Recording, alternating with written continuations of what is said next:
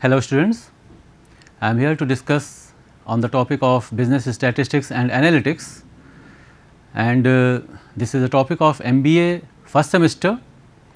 और इसमें आज हम लोग डिस्कस करेंगे about skewness and kurtosis. Now skewness and kurtosis, these two topics we will be discussing in the next 2 sessions. अगले 2 सेशंस में हम इन दोनों के बारे में बात करेंगे। Skewness, kurtosis are an important measure of statistical analysis. उसमें यूज़ करने में इसको काफ़ी ज़्यादा इस्तेमाल किया जाता है, और तब हम इसका यूज़ करते हैं अगर हमें डेटा के बारे में सफिशिएंट इंफॉर्मेशन नहीं मिल पाती है, even after calculating the measures of central tendency and the measures of dispersion. तो नेक्स्ट स्टेज में हम लोग स्क्यूनेस और कर्टोसिस का यूज़ करते हैं। तो अगले 2 सेशंस में we will be talking about these things. So सबसे पहले ये समझ लें इसकी इम्पॉर्टेंस क्या है। एक्चुअली स्टैटिस्टिकल मेजर्स जो होते हैं, जो भी हम लोग पढ़ते हैं, उनको हम लोग अलग अलग कैटेगरीज़ में बांट सकते हैं। The measures of statistics can be categorised into 3 different categories, you can say. So these are the measures of statistical measures of various orders. So what we can say is that statistical series, they differ from each other in the following 3 ways. In these 3 ways they are different from each other. तो आपस में अगर हम अलग अलग तरह का data लें, तो डेटा में जो डिफरेंसेस होते हैं वो किस तरीके के होते हैं, कैसे कैसे डेटा एक दूसरे से डिफ़र कर सकता है। तो डेटा में डिफ़र विद ईच अदर, और स्टैटिस्टिकल सीरीज़ और फ्रीक्वेंसी डिस्ट्रीब्यूशंस और डेटा सेट्स, दे में differ with each other in the values of the variable around which most of the items are clustered, या फिर कहाँ पर वो सारे ज़्यादा से ज़्यादा इकट्ठा हो रहे हैं। तो कौन सी ऐसी सेंट्रल वैल्यू है, या कौन सी ऐसी वैल्यू है जिसके इर्द गिर्द ज़्यादातर वैल्यूज़ इकट्ठा हैं। एक चीज़ तो ये हम स्टडी कर सकते हैं, और अलग अलग सीरीज़ में ये वैल्यूज़ डिफ़र कर सकती हैं। तो इसके हिसाब से हम लोग ये कर सकते हैं कि ये इस सीरीज़ में ये डिफरेंस है, ये कैरेक्टरिस्टिक है, दूसरे में दूसरी कोई कैरेक्टरिस्टिक है। अब दूसरा जो चीज़ है, दूसरा जो पॉइंट है, क्या डिफरेंस पॉइंट हो सकता है, डिफरेंस किस चीज़ का हो सकता है। द डेटा में differ in the extent to which the items are dispersed around this central value. तो पहले स्टेप में जो हम सेंट्रल वैल्यू की बात कर रहे हैं, वो सेंट्रल वैल्यू कौन सी है। एक तरीका तो ये हो गया डिफरेंस का। उस सेंट्रल वैल्यू के इर्द गिर्द जो भी डेटा है वो केवल बिल्कुल उससे सटा हुआ है या उससे दूर है, इसके बेसिस पर दूसरा डिफरेंस हो सकता है। तो स्टैटिस्टिकल सीरीज़ में भी different from each other in the extent to which the items are dispersed around the central value. तो और कैसे, कितना ऑब्जर्वेशंस का स्कैटर कितना है, ऑब्जर्वेशंस का फैलाव कितना है, ये पता चलता है। तो ये दूसरे तरीके का डिफरेंस हो गया स्टैटिस्टिकल सीरीज़ के बीच में। और तीसरा जो है वो है द डेटा में differ from each other, the statistical series में differ from each other in the extent of departure from a normal distribution.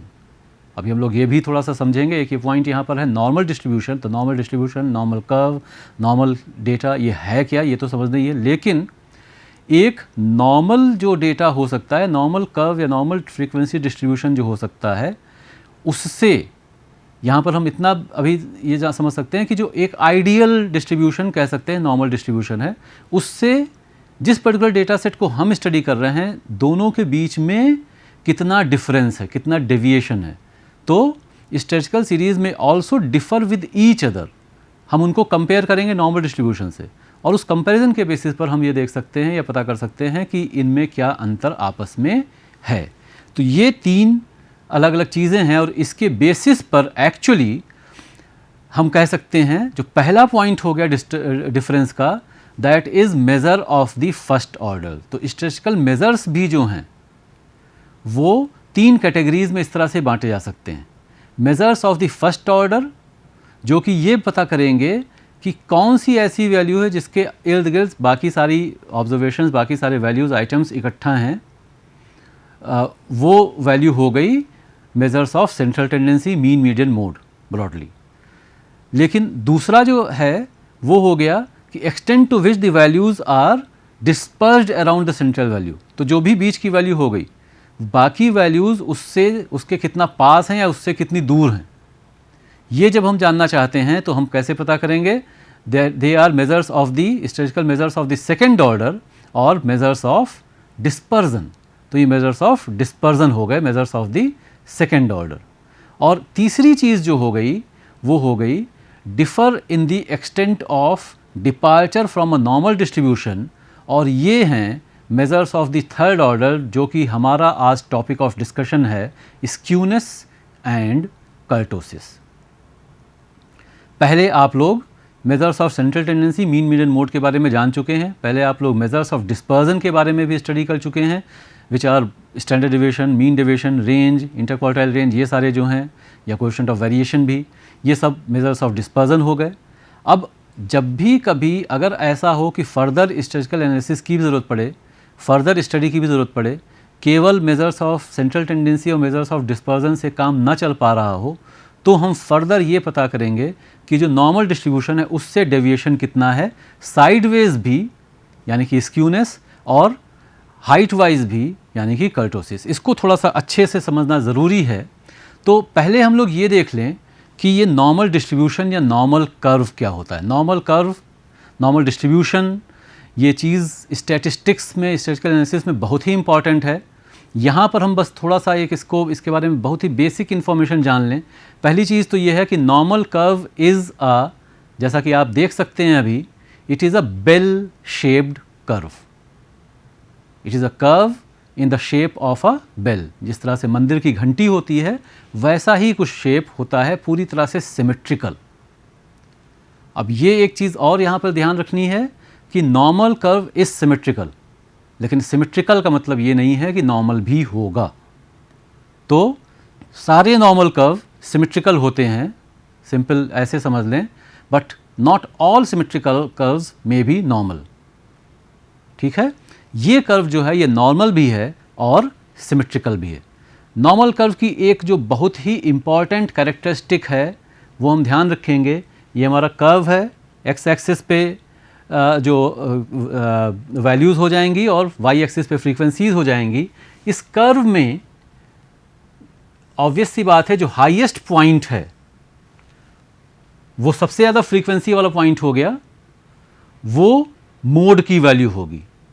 लेकिन क्योंकि ये सिमेट्रिकल कर्व है, इसलिए यही सेंट्रल वैल्यू जो है यही मीन भी होगा और यही मीडियन भी होगा। तो ये जो पॉइंट है यही हमको मीन भी दे रहा है। I write it here clearly, mean भी इसी पॉइंट पर है,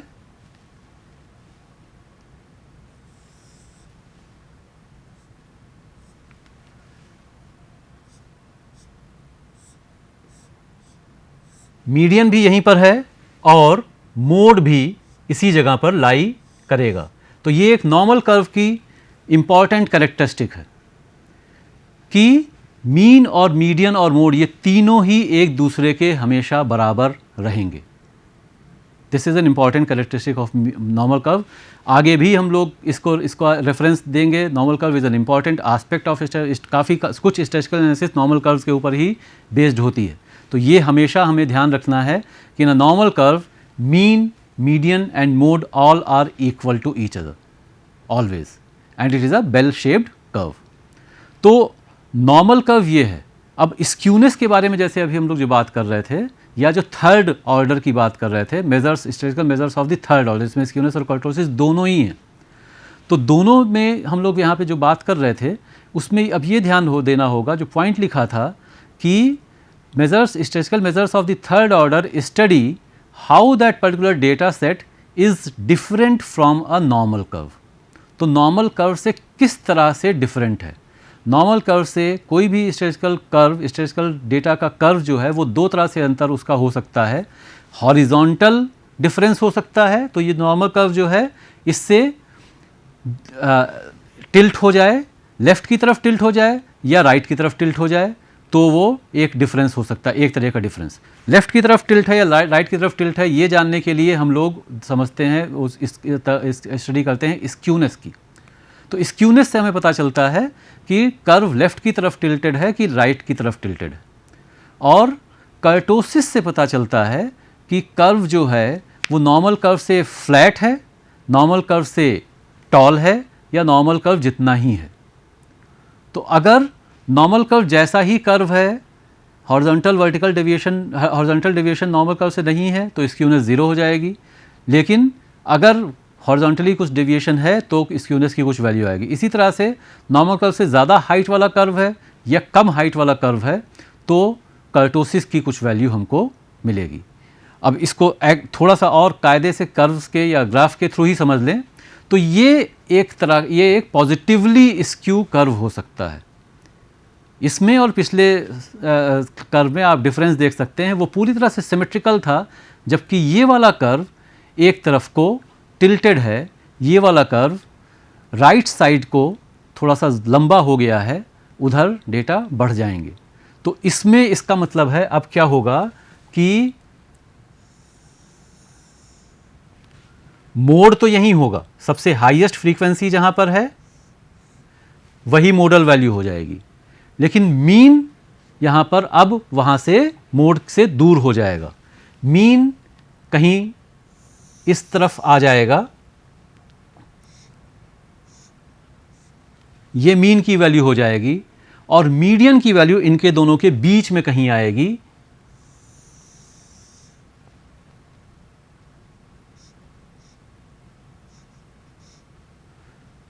तो ये वैल्यू है बीच में दोनों के मीडियन की,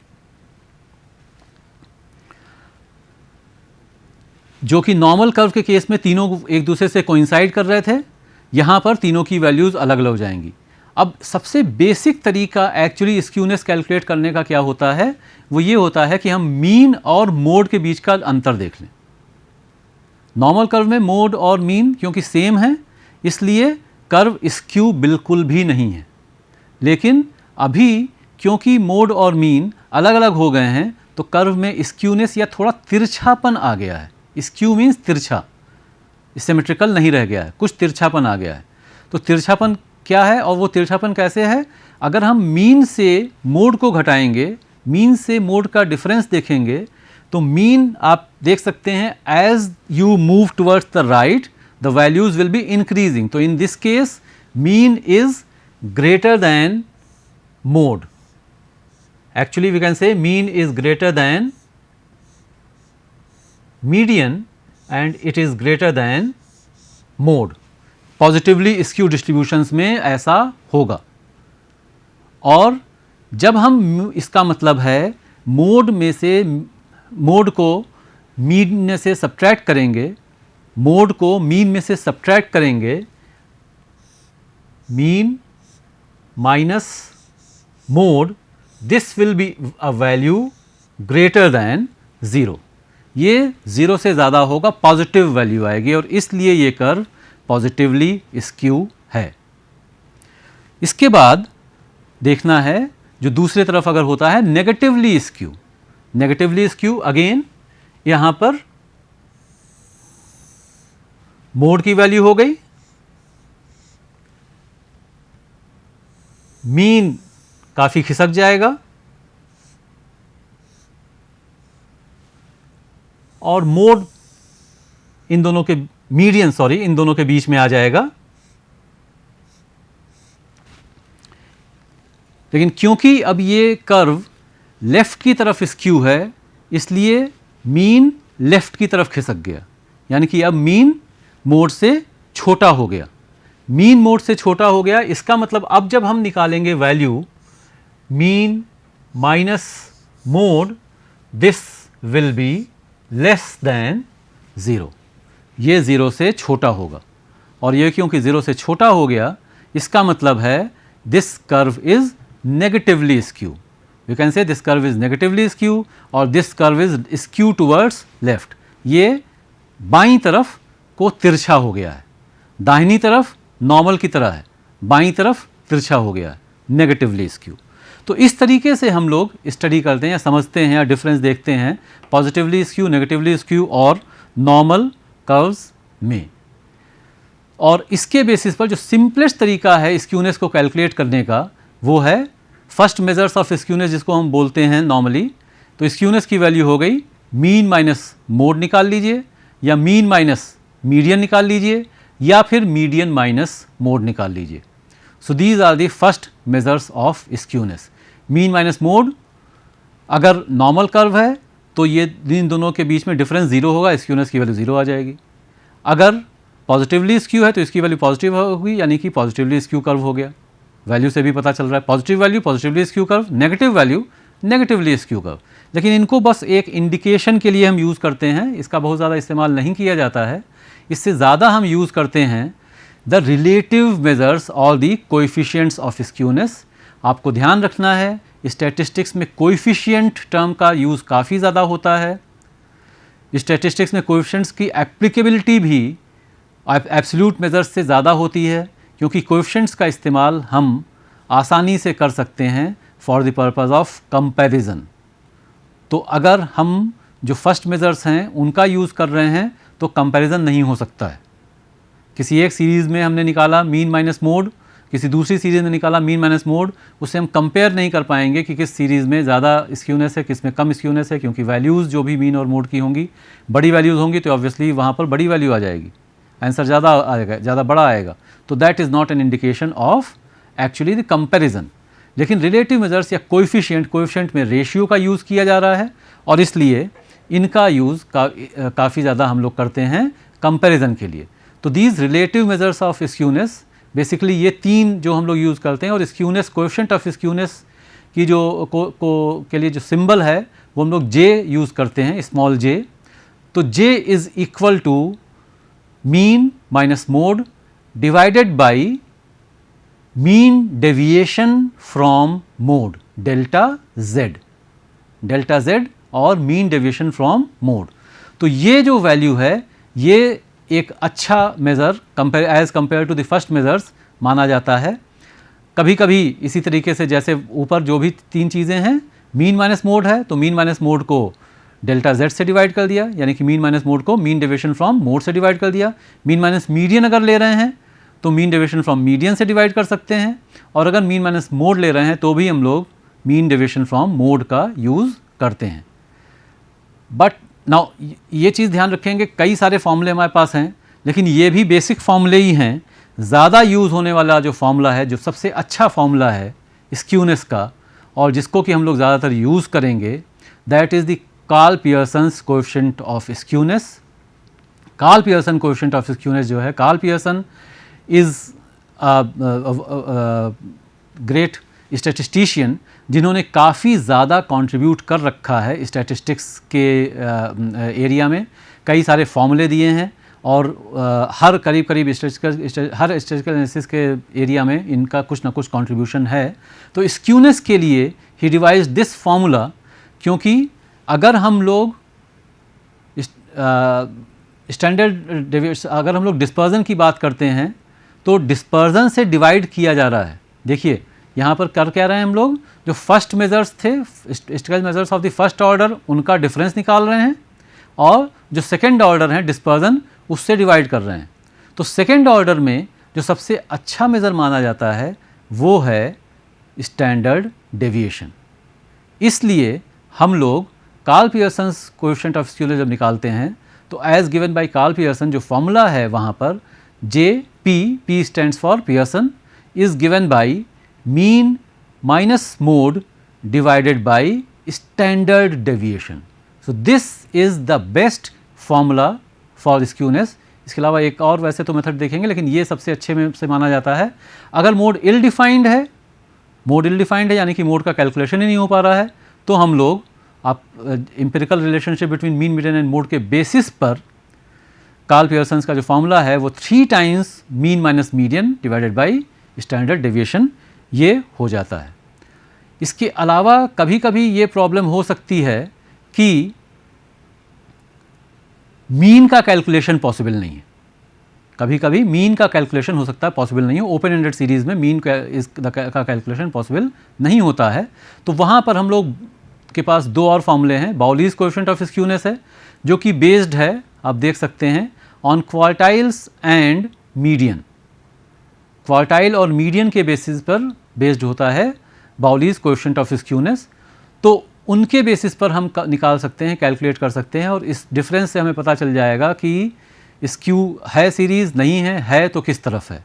और कभी कभी इसी से रिलेटेड या इसका थोड़ा एक्सटेंशन एक कह सकते हैं, केली का फार्मूला है, these two also have made great contributions in the field of statistics. तो केली का फार्मूला जो है वो डेसाइल्स के ऊपर और परसेंटाइल्स के ऊपर बेस्ड है। D1 और P10 बराबर ही होते हैं, you have already studied quartiles, deciles, percentiles. D9 और P90 बराबर ही होते हैं, और D5 और मीडियन और P50 और सेकंड क्वार्टाइल ये भी सब एक दूसरे के बराबर ही होंगे। तो बेसिकली क्या डिफरेंस है बाउली और केली के फार्मूले में? बाउलीज फार्मूला जो है वो बीच के 50% ऑफ ऑब्जर्वेशंस को कंसिडर कर रहा है, केलीज फार्मूला जो है वो बीच के 80% ऑब्जर्वेशंस को कंसिडर कर रहा है। तो that means it is slightly better than the Bowley's coefficient of skewness. लेकिन इन दोनों में से हम किसी को भी यूज़ कर सकते हैं, और इन दोनों का यूज़ तब लेकिन किया जाएगा जब मीन का कैलकुलेशन संभव नहीं है, सिंपल टर्म्स में अगर ओपन एंडेड सीरीज़ है तो। अब कुछ और जो फार्मूले हैं स्क्यूनेस के, दो फार्मूले हम और देखेंगे, और वो भी इम्पॉर्टेंट हैं in the sense that they are also based upon mean itself. उसके लिए एक छोटा सा कॉन्सेप्ट हमको जानने की ज़रूरत है about the moments about mean. Moment is actually a term from science और फिज़िक्स।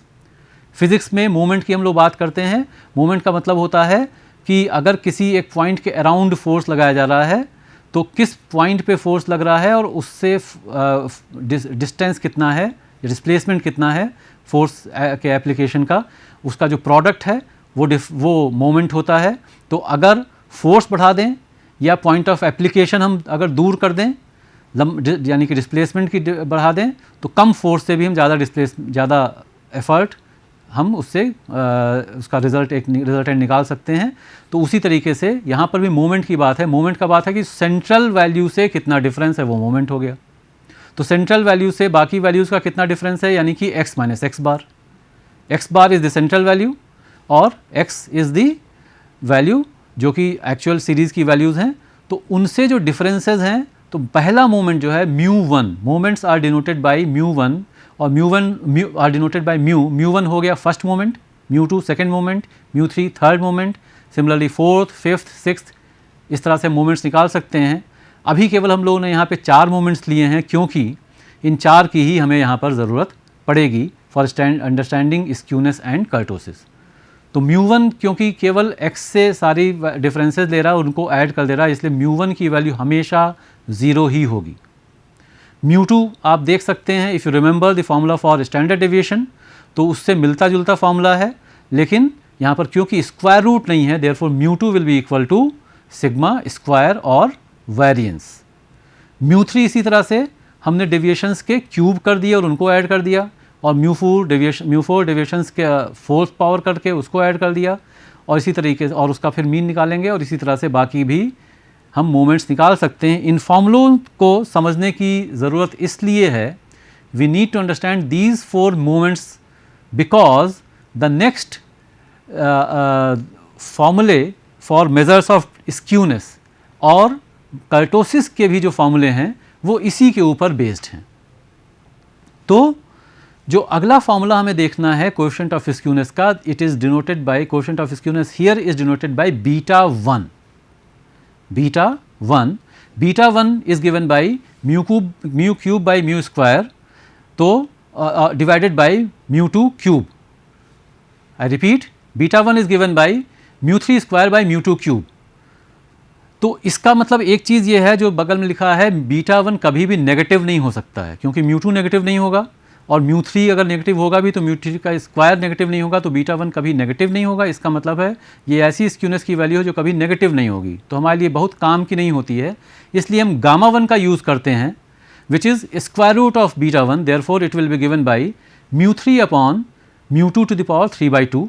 तो μ2 टू द पावर 3/2 तो कभी नेगेटिव नहीं होगा, लेकिन μ3 नेगेटिव भी हो सकता है, पॉजिटिव भी हो सकता है, 0 भी हो सकता है। तो उसी के हिसाब से γ1 की वैल्यू भी आ जाएगी, और हमें पता चल जाएगा कि कर्व स्क्यू है या नहीं है, और अगर स्क्यू है तो किस तरफ है। और फिर इसी के बेसिस पर जो कर्टोसिस के मेजर्स हमारे हैं वो भी समझना ज़रूरी है। तो कर्टोसिस के लिए जो फॉर्मूला है, कर्टोसिस का मतलब है कि कितना ऊपर की तरफ जा रहा है कर्व और कितना नीचे की तरफ जा रहा है। तो beta 2 is the measure for kurtosis. Beta 2 is equal to μ4 by μ2 square. Beta 2 is μ4 by μ2 square. μ4, μ2, μ3 ये सारे फॉर्मूले अभी हम लोगों ने जो देखे थे वही कैलकुलेट करके हमें यहाँ पर रख देना है। Now beta 2 is μ4 by μ2 square, तो इसकी वैल्यू अगर नॉर्मल अगर सिमेट्रिकल कर्व है तो इसकी वैल्यू 3 आती है। तो इसलिए थोड़ा सा हम उसको मॉडिफाई करके दूसरा एक ले लेते हैं। It is known as gamma 2। Gamma 2 is given by beta 2 minus 3। Gamma 2 is given by beta 2 minus 3. So, if gamma 2 beta 2 की वैल्यू अगर 3 है जैसा कि मैंने बताया तो कर्व नॉर्मल होगा, और गामा 2 की वैल्यू अगर 0 है तो कर्व नॉर्मल होगा, जिसको कि हम दूसरा नाम देते हैं मीजोकर्टिक। मीजोकर्टिक का मतलब है नॉर्मल कर्व जितनी ही हाइट है। बीटा 2 की वैल्यू अगर कम है 3 से और गामा 2 की वैल्यू अगर 0 से कम है, नेगेटिव है, तो कर्व नॉर्मल कर्व से चपटा है, फ्लैट है। और बीटा 2 की वैल्यू अगर 3 से ज़्यादा है और गामा 2 की वैल्यू अगर 0 से ज़्यादा है तो कर्व जो है वो बोलते हैं हम उसे लेप्टोकर्टिक, यानी कि नॉर्मल से ज़्यादा ऊंचा कर्व इसको माना जाता है। तो ये जो वैल्यूज़ हैं, यानी कि स्क्यूनेस से क्या फ़ायदा हमको मिला? स्क्यूनेस से हमको पता चल गया कि नॉर्मल कर्व से हॉरिजॉन्टली कितना डेविएट कर रहा है curve, an important measure, an important statistical measure it is। और कर्टोसिस से हमको पता चल रहा है कि नॉर्मल कर्व से वर्टिकली कितना डेविएट कर रहा है हमारा कर्व। तो नॉर्मल कर्व अगर हम थोड़ा सा देख लें, ये अगर नॉर्मल हो गया, इससे ऊंचा कर्व है अगर,